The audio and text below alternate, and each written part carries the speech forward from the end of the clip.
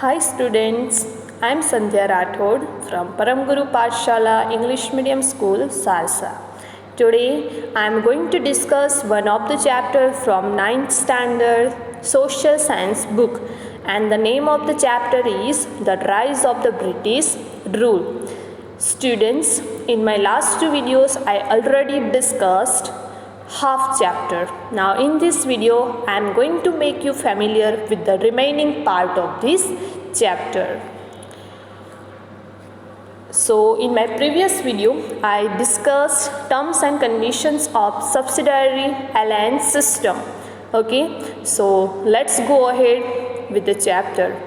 This system was like sweet poison, which was the system subsidiary alliance system. By implementing this system, Wellesley annexed many provinces and expanded the rule of the East India Company. Now Wellesley, he wanted to expand the rules and regulations for East India Company, So he annexed many provinces, means he increased many taxes. Governor General Wellesley asked Tipu Sultan to accept the subsidiary alliance system, which he refused. Now, Wellesley was too much greedy. By all means, he wanted to expand the rules or the area for East India Company or the villages. He needed more, and that's why he said Tipu Sultan, that please join subsidiary alliance system.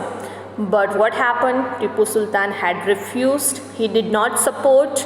For declining the alliance system, the company with support from the Nizam attacked Mysore in 1799. And during this fourth Mysore war, Tipu lost his life while fighting against the British. Now Tipu Sultan was not ready to accept this system, subsidiary alliance system, so he had refused, and that's why Britishers could not tolerate this refused, could not tolerate that Tipu had not accepted, and that's why with the support of Nizam they attacked on Mysore. And when did this attack? In 1799. And during this fourth war, Tipu lost his life. Remember students, they will ask you question in your exam that when did Tipu Sultan die? In fourth Mysore war, he had lost his life fighting against Britishers, because he had said that I will not accept your system. I am not ready to accept your system. That's why he declined, and just because of this reason he lost his life. After Wellesley, Hastings came to India as a Governor General. Now after Wellesley, who was the Governor General of India? Hastings. He waged a war with Nepal and made Gurkhas to join the army.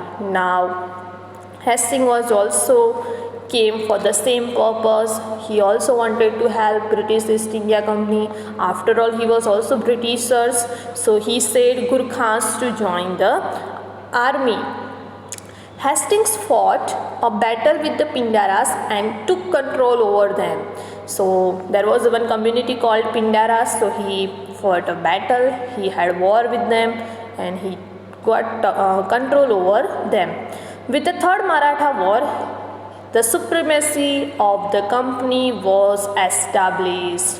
So the third Maratha war had happened, and with this war, the supremacy means the power they got, they established. The expansion of the British company got over, means they got the expansion of the company, and that was their aim, that was their motto. So that happened with the third Maratha war. In comparison to the earlier Governor Generals, William Banting is known as the Liberal Governor General. Now remember question, who was liberal governor general. So William Bentinck. So after Hastings, who came as a governor general?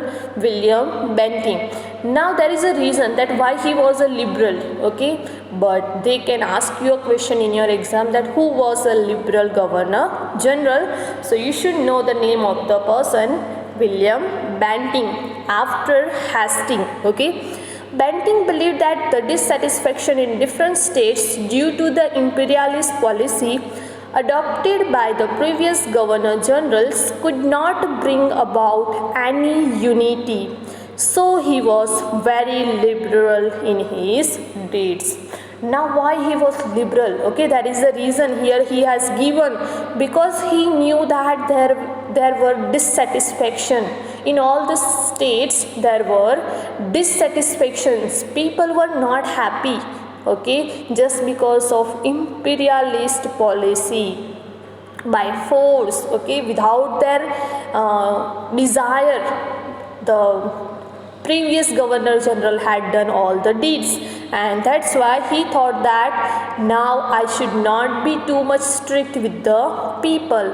If I will be strict, then people will get the unity, okay, or people will not get the unity, people will not get unity. So that's why he thought that let me liberal in my deeds.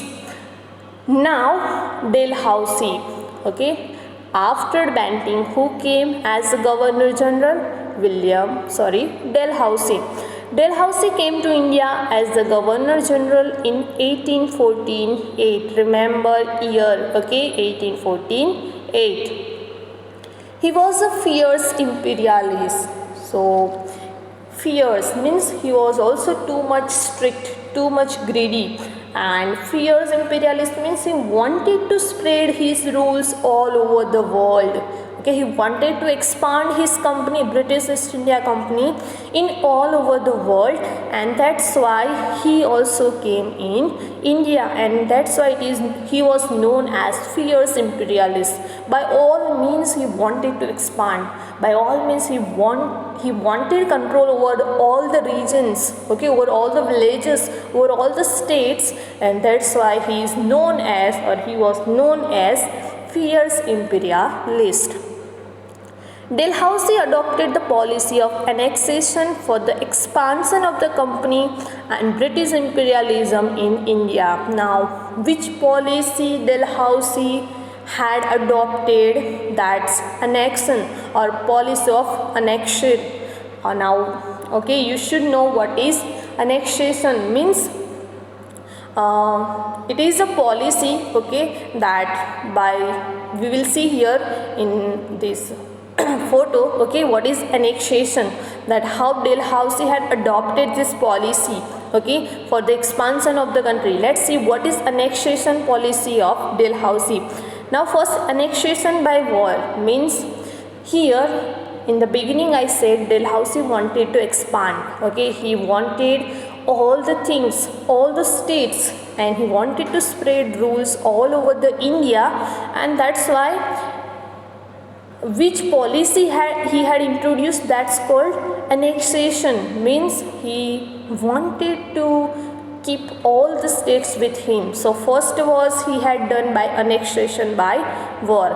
So annexation by war, which states or which villages he had adopted? Punjab, Pagu, now it is known as Burma, okay, lower Burma.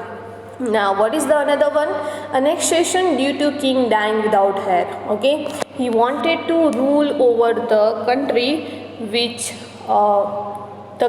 has the king, but the king without heir, okay. If that king doesn't heir, then that place, okay, that states will be of Britishers, okay. So what were the places? Satara, Jaipur, Sambalpur, Udaipur, Jhansi, Bhagat, Nagpur.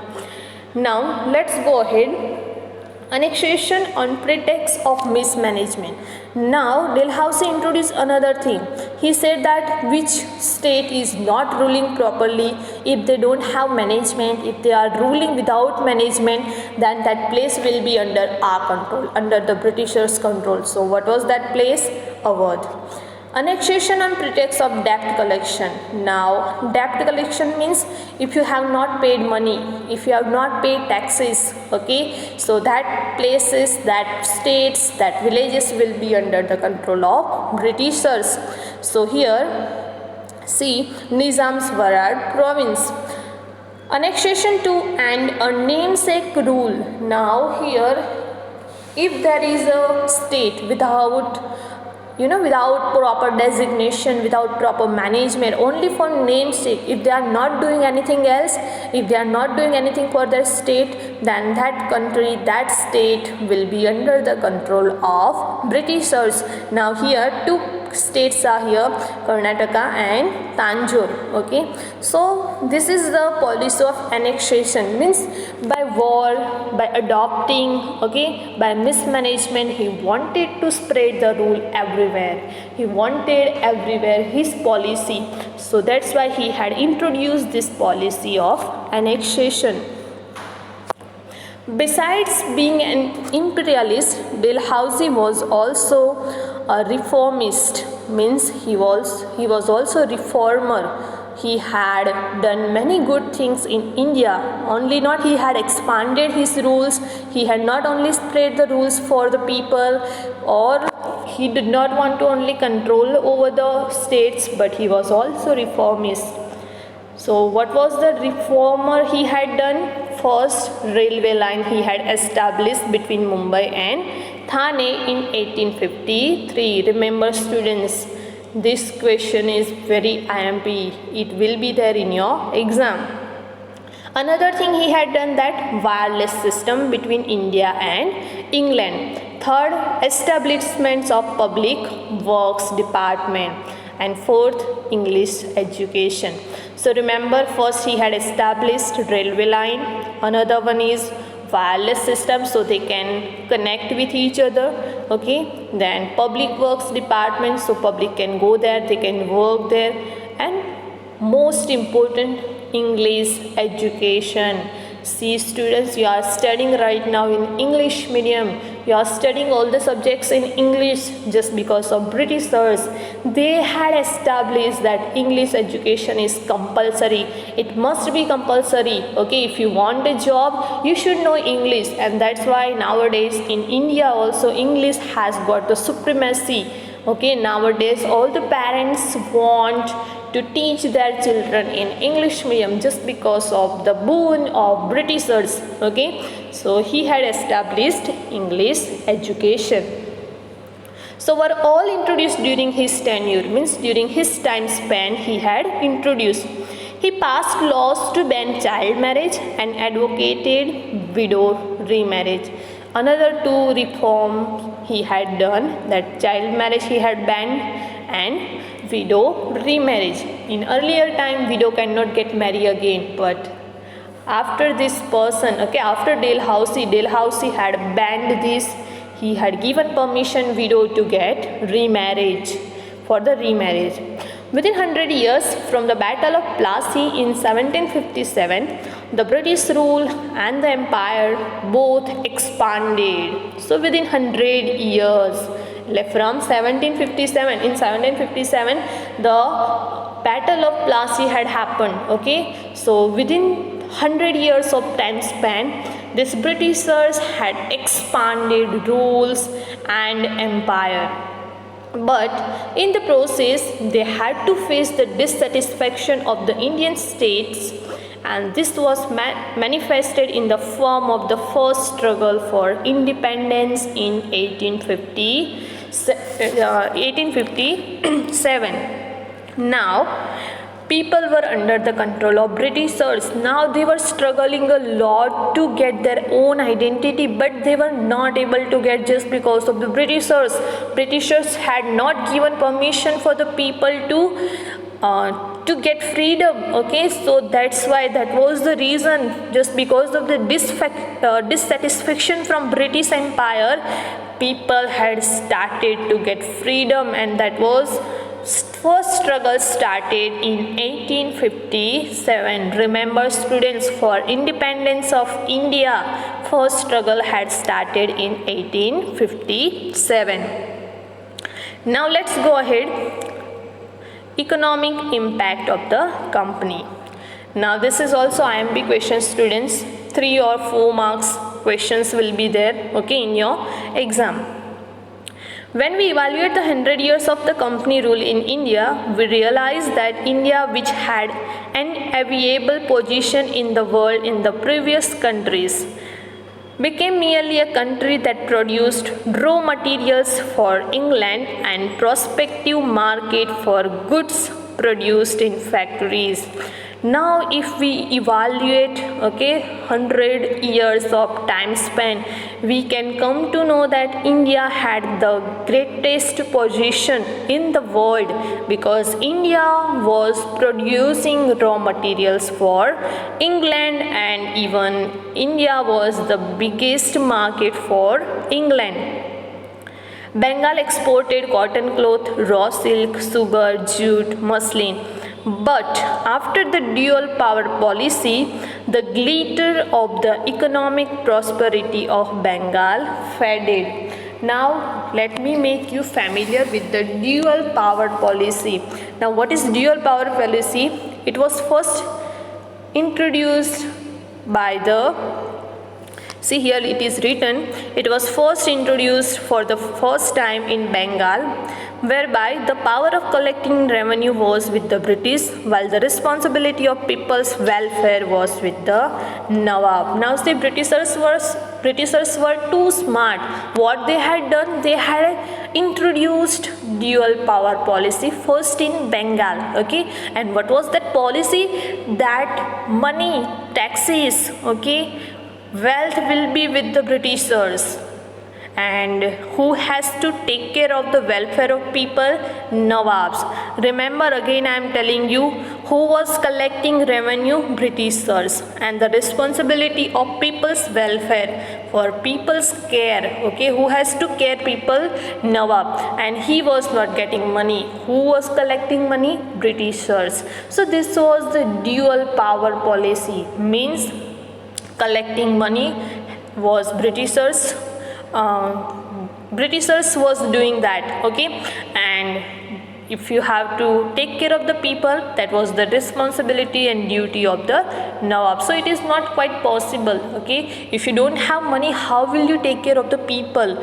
But here first time it was introduced dual power policy in Bengal. So Nawab had to take care of the responsibility of people, and Britishers had the power, okay, without any responsibility, means Britishers had not any kind of responsibility. So can you imagine, students, how they were, too much greedy? They had money, but they were not using for the welfare of the people, whereas Nawab had not money, but still he had to work for the people's welfare. So this was the dual power policy, and this was the greatest loss for the people. And you can even imagine that how Britishers had done misbehavior with the Indian people. It is really thanks to Gandhiji that just because of him today we are living in a freedom country, okay. So Britishers were like this. Now it is dual power policy. So British got the power without any responsibility, I already discussed, and Nawab had the responsibility without any power. So this was known as subsidiary alliance system, which ruined Bengal economically, okay. It is also known as subsidiary alliance system or the dual power policy. I hope, students, you understood what is dual power policy. It will be the question in your exam. The unfair revenue collection policy by the company made the Indian peasant a debtor. Now unfair revenue collection policy, peasant, farmer, okay, they have become debtor. They had not money, okay. So why they became debtor? Just because if they had not got money also from that from that field, though they have to pay revenue. Okay, Britishers were not ready to understand every time they had to pay money, they have to give money to Britishers, and that's why just because of unfair revenue, anytime they were taking revenue, anytime they were collecting taxes, and that's why peasants, farmer had become debtor. The British government imposed unfair taxes on the Indian cloth industries. Okay, unfair taxes means without rules, without regulations, without time span. Okay, they were collecting taxes on cloth industries as well. They adopted various deceitful practices to ruin the prosperous Indian industries, because of which it completely collapsed. Now just because of this reason, unfair taxes, okay, Indian industries completely collapsed, means completely destroyed, just because of deceitful practices. Okay, just because of unfair collection.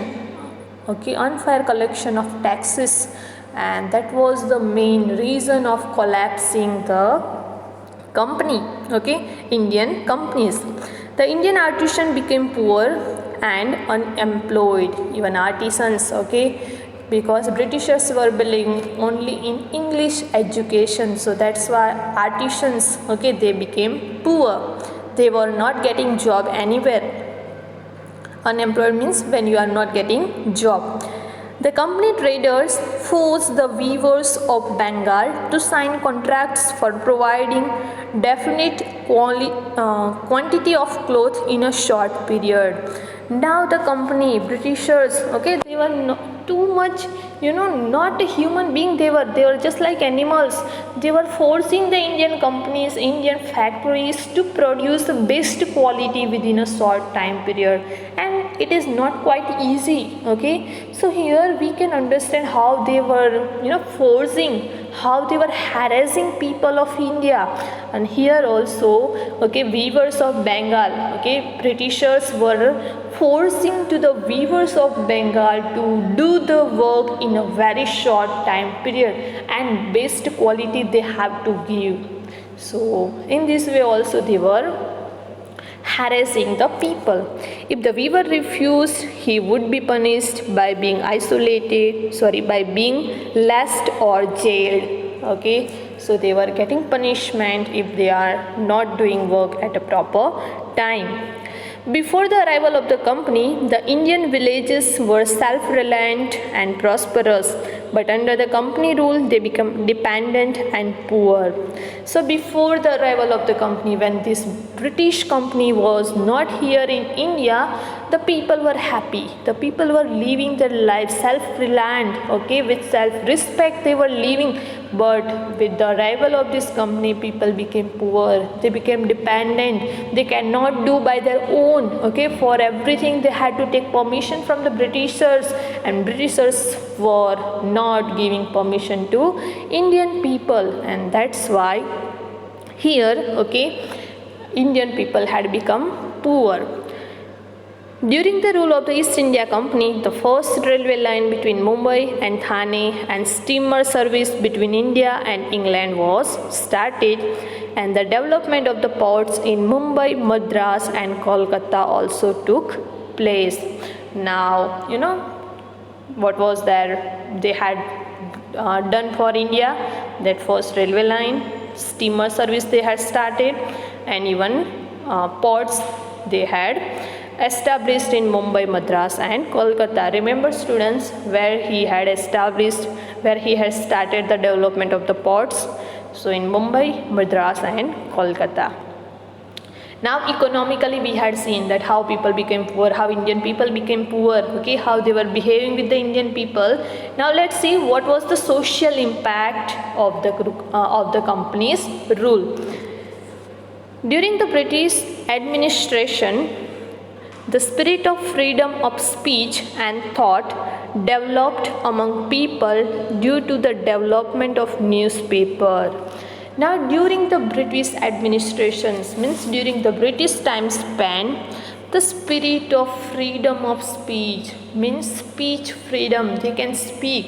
Why they can speak? Just because there were the development of newspaper. Why they have got speech? Why they had got words? Just by reading the newspapers.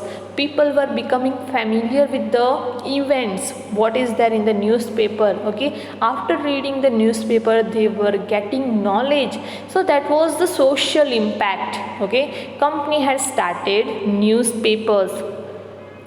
In the Indian society, certain wrong social customs, rites and rituals were prevalent during this time, like sati system, female infanticide, child marriage, etc. Now Britishers, just because of Britishers, okay, sati system means, I hope you know. If you don't know, let me tell you. When husband dies, a wife also has to give her life. Okay, a wife also has to sacrifice her life with the husband. That lady, that wife did not have the right to live a life without husband. That's called sati system, and that's what that system was prevalent. Okay, they had destroyed such a type of system in India.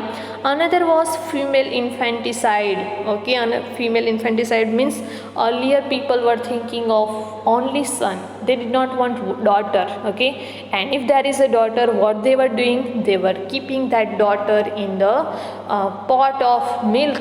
Okay, and what they were doing? They were just killing girls. Okay, and nowadays in India you have seen that everywhere there are the programs related save girl child. Okay, so it is not the current problem, it was the problem from the ancient time when the Britishers were here. Okay, so Britishers did not like, they were thinking that this type of rituals should not be existing in India, and that's why they had banned. Okay, they said that this will be not done in India. And child marriage, you know that Rajaram Mohan Rai, Durgaram Mehta, Behramji Malbari, etc. were the stalwarts whose role was instrumental in getting the laws passed with the help of Britishers. Okay, now here remember the names. Okay, Rajaram Mohan Rai, Durgaram Mehta, Behramji Malbari. Okay, they were the stalwarts. Stalwarts means they were too much hardworking. They were loyal. Okay, for these laws, it should be passed. Okay, with the help of Britishers. So these people, okay, Rajaram Mohan Rai, they had done hard work. Okay, to destroy such a type of rules and rituals from the India. As the administrative framework in India was anglicized, there was a demand for people with the knowledge of English. Now, as you know, earlier only I said you that Britishers has started English educations. Means if you have English education, if you are very much good in English, you will get job. Okay, so here also there was a demand of people who knew English well. English education began to be imparted in India due to Lord Macaulay's endeavours. As recommended by Charles Wood, universities were established in Mumbai, Madras and Kolkata. Now Britishers were thinking that there should be knowledge, there should be education, and that's why they thought that let's establish the university. And first they had established, okay, as recommended by Charles Wood. It was the idea of Charles Wood. Universities were established in Mumbai, Madras and Kolkata. Remember these three places' name. A whole class of people with knowledge of English developed because of English education. With the passage of time, the group made demands for social reforms and gave momentum to the process of reforms. Now, whole class of people with knowledge of English developed. Okay, now India English was compulsory, and that's why people had the knowledge of English, and they had English education, and with the passing of time, okay, this group made reforms. Means those who knew English, they had the better idea than the other peoples, and they had started reforms.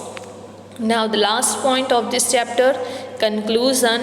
Thus, East India Company came to India being allured by the prosperity and trade opportunity. You know well that why East India Company had come to India, to get the prosperity, to trade opportunity. Okay, the company rule in India produced certain good and bad results in the political, economic, social and cultural fields. So everywhere, okay, they had even done good things also as well as bad things. The company adopted the policy of making England prosperous at the cost of India, and the reforms they made in the administration for their own interest indirectly proved to be beneficial for India. Now, okay, at any cost, Britishers wanted England to be the prosperous company at the cost of India. Okay, so that was their aim. You know well about Britishers, okay, how they came to India, everything we discussed in this chapter.